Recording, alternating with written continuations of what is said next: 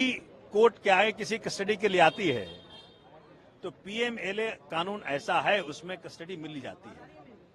लेकिन कोर्ट के सवालों का जवाब नहीं था।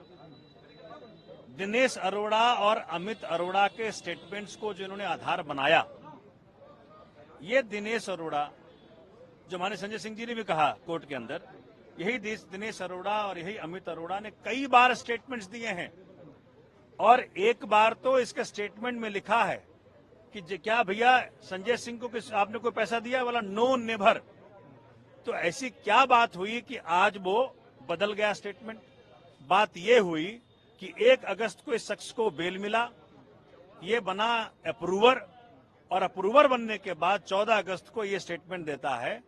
उस पर क्यों कोई ट्रस्ट करेगा?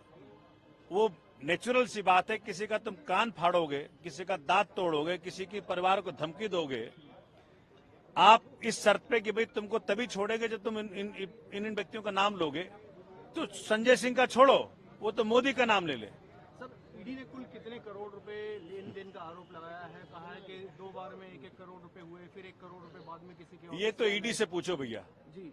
ये तो जीरो, मेरे हिसाब से ये सब हवा हवाई है। माननीय उच्चतम न्यायालय भी देख रहा है इसको, माननीय न्यायालय भी देख रहे हैं इसको। हवा हवाई है। एक नए धेले की रिकवरी नहीं, एक नए धेले का ट्रेस नहीं, एक नए धेले का एविडेंस नहीं। तो कौन किसकी पैसा? ठीक है सर, जो बयान जो 27 मार्च को हो चुके थे, मार्च में हो गए थे कई लोगों के, उसके आधार पर कोई कार्रवाई नहीं की गई, रखा रहा। अब आकर कार्रवाई की गई। इस पे बचाव पक्ष का भी सवाल था, कोर्ट का भी सवाल था। उसके बारे में ईडी ने एक एक्सप्लेनेशन दिया कि भी उन्हें धमकी दी गई थी कि बहुत सारे इन्फ्लुएंसर लोग हैं, उनका क्या किसी का नाम ना ले। सर, ये क्या मामला है? किस वजह से ऐसा ईडी को कहना पड़ा? आपको लग रहा है कि इस देश में इन्फ्लुएंसर संजय सिंह और सोमनाथ भारती हो सकते हैं? इस देश में इन्फ्लुएंसर वो होगा जिसके हाथ में आज ईडी है, सीबीआई है। वो इन्फ्लुएंसर हैं, वो पावर लगा रहे हैं, जोर लगा रहे हैं कि तू इनका नाम ले, तू इनका नाम ले, तू इनका नाम ले। तो ईडी के सारे आर्गुमेंट्स ध्वस्त हैं। 5 दिन वेट करो, सब काम हो जाएगा। उससे पूछा गया कि भाई आपने को संजय सिंह को पैसा दिया, तो कहा नो नेवर। ये ऑन रिकॉर्ड है कि नो नेवर। तो वो स्टेटमेंट का मान्यता नहीं है। लेकिन ये एक्यूज्ड टर्न अप्रूवर की ये स्टेटमेंट की कहाँ मान्यता है? कि माननीय उच्चतम न्यायालय फैसला करेगा और माननीय न्यायालय फैसला करेगा। सर, 2 ट्रांजेक्शन की बात की गई, 1 करोड़ और 2 करोड़, टोटल 3 करोड़ की बात भी की गई। और ईडी द्वारा ये भी कहा गया कि कहीं ना कहीं जो मोबाइल है वो सीज किया गया है, उसको डेटा उसका निकालना है आगे चलकर। किस तरीके से देखते हैं ईडी? तो माननीय न्यायालय ने पूछा ये बात कि जब फोन तो आपके पास है तो डेटा क्या निकालना है? उनके लिए संजय सिंह की कस्टडी क्यों चाहिए आपको? इसका जवाब नहीं। तो ये सभी बातें ऑन रिकॉर्ड हैं। और वो कह रहे हैं कि भाई हमने सीडीआर लिया है। और मैं आपको बता दूं, सीडीआर एक मोबाइल टावर का होता है। उस मोबाइल टावर के इर्द गिर्द ही वो व्यक्ति होगा। तो संजय सिंह के घर के बगल में मनोज ये तिवारी का भी घर है। तो क्या तिवारी से मिलने गया था वो आदमी? तो ये तो सीबीआई बताएगी, ईडी बताएगी। तो आज ईडी के पास किसी भी सवाल का जवाब नहीं था।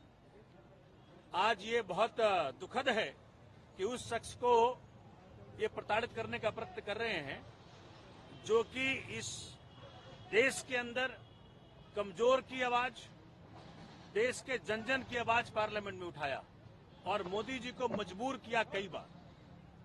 पहले सदन से निकाला और आज जेल भेजा। लेकिन सच जल्दी बाहर आएगा, ये आपको मैं वचन दे रहा हूं। आपकी तरफ से आगे क्या कोर्स ऑफ एक्शन होगा? क्या आपका कोर्ट जाना है अभी या क्या कानूनी तरीके से?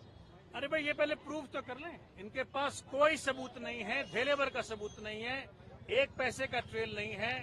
ये सब हवा हवाई है पूरा केस। ये इसीलिए किया जा रहा है क्योंकि एक व्यक्ति है इस देश के अंदर जिससे माननीय मोदी जी को डर लगता है, उसका नाम अरविंद केजरीवाल।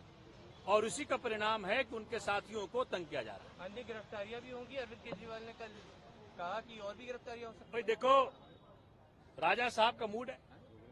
अब राजा साहब जो चाहे करें, लेकिन देश की डेमोक्रेसी, देश का प्रजातंत्र, देश का संविधान, देश का कोर्ट इस बात का फैसला करेगा कि सच हो और न्याय हो इस देश के अंदर। कानून को ताक पर रख करके कार्रवाई की गई। आज ये कोर्ट में बताया गया कि ड्यू प्रोसेस ऑफ लॉ को फॉलो नहीं, इन्होंने फॉलो नहीं किया। ना कोई नोटिस भेजा, ना कोई समन भेजा। एक बैग जाकर के किसी के घर में आप उसको अरेस्ट कर लेते हो। इस बात को आज कोर्ट में रखा गया और कोर्ट ने इसका संज्ञान भी लिया। बहुत दुर्भाग्य है कि इस प्रकार की हरकतें मोदी सरकार अपने राजनीतिक प्रतिद्वंदियों के खिलाफ ले रही है। हताशा की स्थिति है, निराशा की स्थिति है। ये दिनेश अरोड़ा का स्टेटमेंट कई बार हो चुका। एक भी बार, इनफैक्ट ये ऑन रिकॉर्ड है, आज संजय जी ने कोर्ट के अंदर भी ये बात कही कि कभी भी उनका नाम नहीं आया। और 1 अगस्त को जब उसको बेल मिल जाता है तो 14 अगस्त को वो नाम लेता है। जब वो अप्रूवर बन जाता है तो नाम लेता है।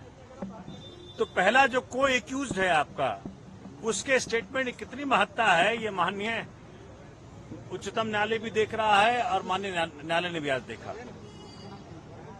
ये वो शख्स है संजय सिंह जिसने की आंख में आंख डाल करके मोदी जी के बात की।